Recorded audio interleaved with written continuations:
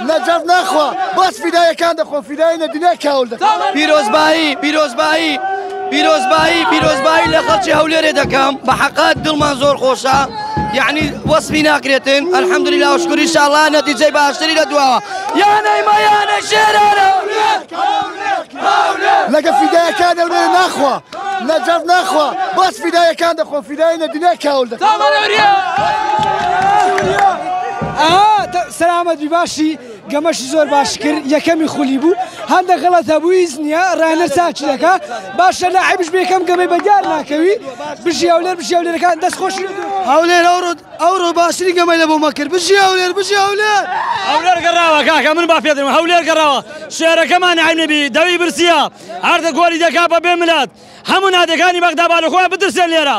لەمە دوا پیرۆزە لەیانی هەولێر لێرە داوا لە براگەڕکەم لەمە دا هەموو گەمەکان عاسب لە مەلعبی بژی برا گەورە